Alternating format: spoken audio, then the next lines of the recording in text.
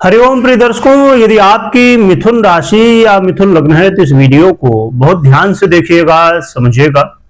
ये वीडियो बहुत विशेष है और इसे बिना स्किप किए और देखने के साथ साथ समझने की भी आवश्यकता है, क्योंकि अब जो परिवर्तन होने जा रहा है मंगल का, ये परिवर्तन बहुत ही गहराई के साथ समझिएगा, क्योंकि मंगल अब शनिदेव की मूल त्रिकोण राशि कुंभ राशि पर गोचर करने वाले आने वाले 2 से 3 महीने भारी हैं पूरे देश दुनिया में। और कहा जाए कि मंगल का ये गोचर काल शंखनाद है महाविस्फोट का।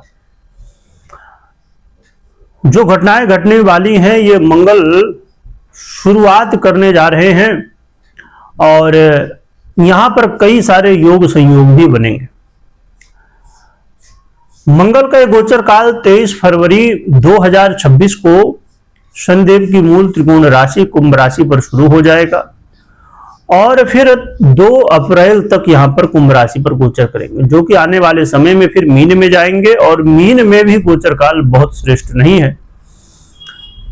तो मंगल का गोचर काल जब कुंभ में होने जा रहा है कुंभ राशि पर, तो वहां पर कुंभ राशि पर राहु पहले से ही विराजमान है, बुध भी हैं, शुक्र भी हैं और ग्रहों के राजा सूर्य भी हैं, क्योंकि सूर्य के परिवर्तन से पहले से ही ग्रहण योग का निर्माण भी हुआ है और ग्रहण पड़ने भी वाला है, सूर्य ग्रहण। और फिर 1 महीने के अंदर चंद्र ग्रहण भी पड़ेगा।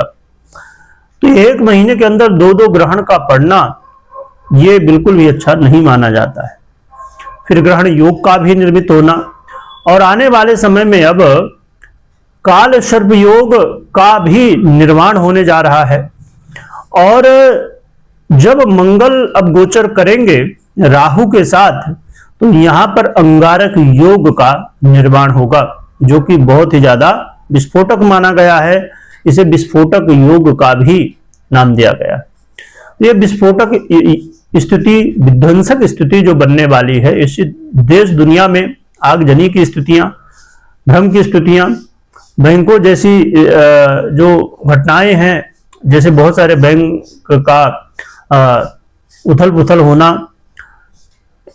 और बैंक, कुछ ऐसे बैंक जो कोलैप्स कर जाएं, फाइनेंशियली चीजें अप डाउन बहुत ज्यादा हो जाए, जनता का विद्रोह हो जाना, क्योंकि ये मंगल महाराज सेनापति हैं और राहु भ्रम है। और जब भ्रम की स्थितियां बनती हैं तो चाहे वो राजनीति हो चाहे जनता हो, सब में आपस में मतभेद होता है। और मंगल को अग्नि तत्व का कारक माना गया है, तो ये अग्नि से जुड़ी घटनाएं, चाहे वो हवाई घटनाएं हों, जब जैसे अभी हवाई घटना घटी वो कहीं ना कहीं अग्नि लगी, तो ऐसी चीजें। और देश द्रोहियों का, क्योंकि ये सेनापति हैं, जब सेनापति अपना प्रभाव दिखाते हैं तो जो देश द्रोही हैं या किसी तरह के द्रोही हैं, तो सेनापति के सामने किसी की नहीं चलते। ये कोई साधारण सेनापति नहीं, ये ग्रहों के सेनापति हैं। तो इनका जब प्रभाव शुरू होगा तो राहु जैसे भ्रम और दुष्ट शक्तियां भी सामने आएंगी। और आने वाले समय में जब शनि के साथ भी गोचर होगा तो स्वयं शनि शब्द के प्रतीक और ये सेनापति, तो फिर ये चीजें और भी सामने आएंगी। तो ये घटनाएं और भी बहुत सारी आने वाले समय में, ये कुंभ राशि भी है तो जल से जुड़ी हुई घटनाएं होना, तो ऐसी घटनाएं और बहुत सारे रहस्यों का भी उजागर होना, क्योंकि मंगल है ये और शनि भी आने वाले समय में जब इनके मीन में जाएंगे तो ये सब घटनाएं आगे 2-3 महीनों में घटेंगी। और क्या खासकर मिथुन वालों के लिए घटने वाला है, क्या प्रभाव होगा, मैं एक चीज पहले बता दूं कि ये जब सब बातें आप सुन रहे हैं और भी, तो आपको भयभीत बिल्कुल भी नहीं होना, क्योंकि कोई भी ग्रस्थिति आपको भयभीत करने के लिए नहीं, आपको मजबूत करने के लिए आती है। आपको हर एक स्थिति परिस्थिति से लड़ने के लिए सिखाने के लिए आती है कि आप कोई भी स्थिति परिस्थिति हो उसमें कैसे आगे बढ़ सकते हैं। यहां पर देखें तो मंगल आपके आय भाव के अधिपति हैं और साथ में आपके षष्ठेश भी हैं, षष्ठम भाव, छठे भाव का अधिपत्य रखते हैं। और आपके भाग्य भाव में गोचर कर रहे हैं, जो कि भाग्य भाव में आयस का गोचर करना बड़ा ही अच्छा है। यहाँ पर कई ऐसे काम होंगे आपके जो कि अचानक अब बनने शुरू हो जाएंगे, जो कि रुके हुए थे, नहीं बन पा रहे थे, बड़ी मुश्किलें आ रही थी। धर्म कर्म से भी आपको कई बार मंगल जोड़ेंगे, क्योंकि वो वाली चीजें यहाँ पर देखने को कई बार आपके मन में आएंगी कि कहते हैं ना कि तर्क करना तो अच्छा है पर वितर्क करना अच्छा नहीं है, कुतर्क करना अच्छा नहीं है। तो तर्क ठीक है पर कुतर्क करना ठीक नहीं है। तो ऐसी भी चीजें कई बार आपके मन में और जीवन में इस समय घटेंगी कि बेवजह की बातों को लेके धर्म के प्रति जुड़ना, फिर उसके प्रति ही मतभेद होना, या ऐसी चीजें घटेंगे। इस समय पिताजी के स्वास्थ्य का, उनके जीवन में कोई समस्याएं ना आए, स्वास्थ्य ना बिगड़े, इन चीजों का भी थोड़ा ध्यान रखिएगा। एक चीज मैं और भी बता दूं कि यहाँ पर ये जो गृहस्थियां हैं, अंगारक योग का बनना, ग्रहण योग का बनना, ग्रहण का पड़ना, आगे चल के काल सर्प योग का बनना, ये अच्छे संकेत नहीं है। परंतु यहाँ पर एक बहुत बड़ा प्रोटेक्शन है। एक तो केतु की दृष्टि है, परंतु प्रोटेक्शन के रूप में क्या रहेगा? यहाँ पर प्रोटेक्शन के रूप में यह रहेगा कि देवगुरु बृहस्पति जैसे ग्रह की जब यहाँ पर दृष्टि हो, देवगुरु बृहस्पति की दृष्टि जहां भी पड़ जाए, वहां के ये जो दुर्योग बनते हैं ना, इनको खत्म ये कर देते हैं लगभग। अब जैसे शनि जैसे ग्रह की जब दृष्टि पड़ती है तो बड़े बड़े राजयोगों को भंग कर देते हैं। वहीं पर देवगुरु बृहस्पति जैसे ग्रहों की जब दृष्टि पड़ती है, बड़े बड़े दुर्योगों को भस्म कर देते हैं, नष्ट कर देते हैं। तो ये एक अच्छी बात ये है, इसका संकेत भी समझिए कि जो सतमार्ग में चलेगा, जो सही रास्ते पर चलेगा, धर्मयुक्त कर्म करना बहुत जरूरी है। धर्मयुक्त का मतलब ये नहीं कि हर समय पूजा पाठ करना, सतमार्ग में चलना, न्याय में चलना, किसी के साथ गलत ना करना। ऐसे लोगों को देवगुरु बृहस्पति प्रोटेक्शन करेंगे। जो सही होंगे, जो सतमार्ग में चल रहे होंगे, ऐसे लोगों को देवगुरु बृहस्पति प्रोटेक्शन करेंगे। परंतु जो धर्म अभी जैसे मैंने कहा कि कुछ ऐसे भी अभी कुछ समय पहले मैंने जो बात की थी कि कुछ आने वाले समय में कुछ धर्म गुरु हैं जिनकी की बातें सामने आने वाली हैं।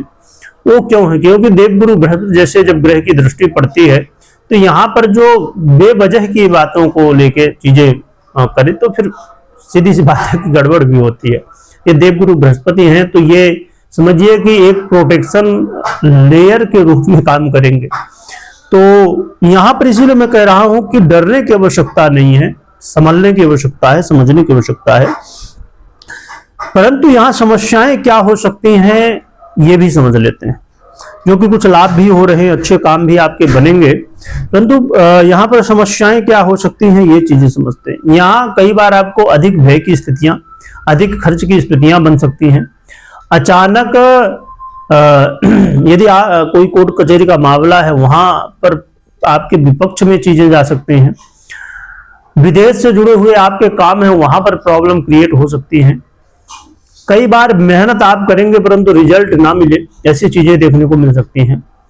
और जोश में आके गलतियां कर देना, निर्णय ले लेना जोश में आके, ये चीजें हो सकती हैं। तो जल्दबाजी में बिल्कुल निर्णय मत लीजिएगा।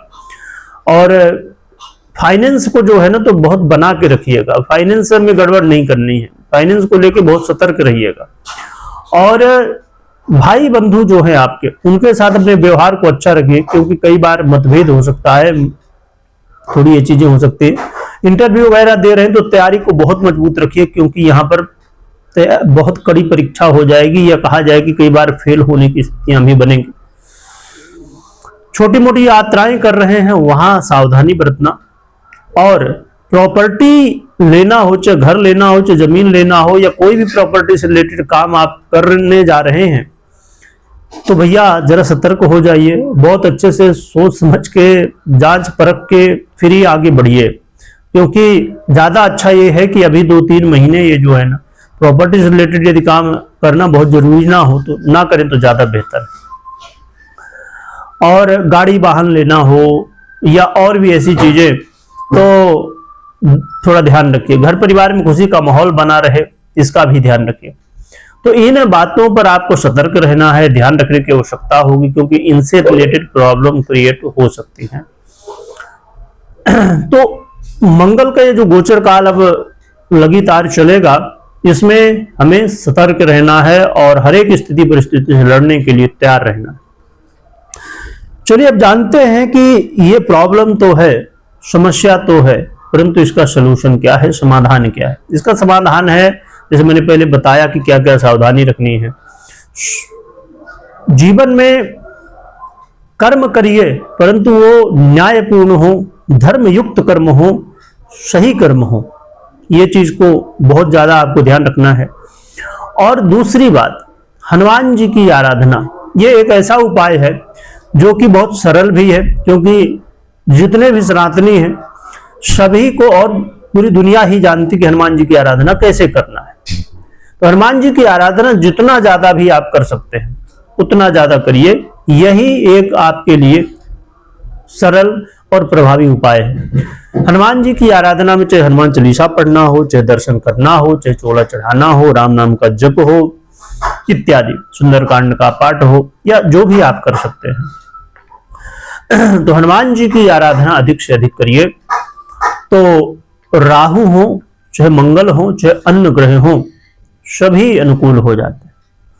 विशेषकर मंगल, राहु इत्यादि ग्रहों का जो दुष्प्रभाव है वो जीवन में बहुत ही, कहा जाए कि हनुमान जी की कृपा से बहुत, देखिए कर्म जो है तो थोड़ा बहुत तो फल मिलेगा, परंतु थोड़ा बहुत फल मिलना है और हम सोचे कि नहीं हम और गलत कर्म करने शुरू कर दे, तो ऐसा नहीं।